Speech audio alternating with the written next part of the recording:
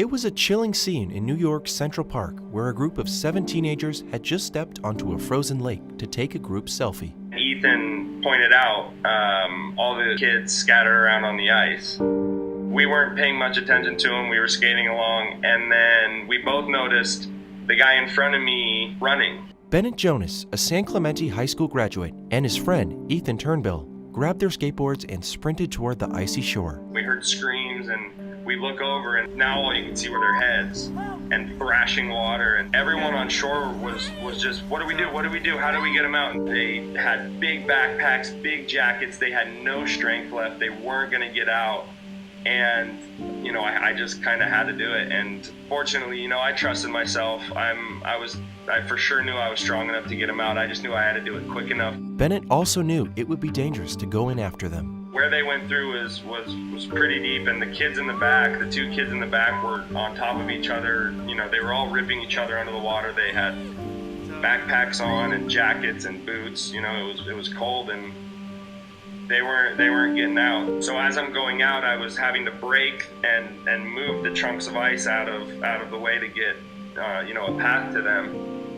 And it was probably 10 to 15 feet out to where they were at, and right where they were was about waist to chest deep, and they literally fell right at the shelf that drops down to 18 feet. As Bennett reached the first 2 boys, he remembered his junior lifeguard training to never give your body to someone drowning, but the frantic boys climbed on top of him. He had his hands on my shoulders and pushed himself on top of me, and the kid behind him climbed on top of him, and at this point I was about chest deep, and they just had me completely under the water.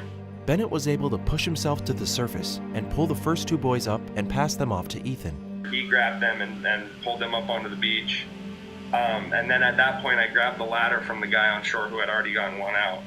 And I slid it out to the next 3 kids who grabbed on, and we pulled them in. But time was running out for the last 2 boys. This whole time, I could see the last 2 kids in the back who were literally giving their last kicks. Bennett went in one last time and pulled the boys out of the icy water. There was no one else there that was going to do it.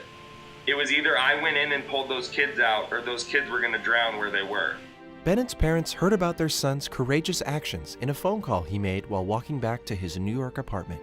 He was shivering, and he told me the whole story. He said, there were 10 other people on the shore, and I thought, in a split second, what am I going to do? Stand here and watch them die? Because he said, I realized I couldn't live with myself. So he said I took the risk. I was not surprised at all that he would have been the one of all the people standing around to not hesitate and jump right in. He is just so selfless and caring, and that's just like his nature.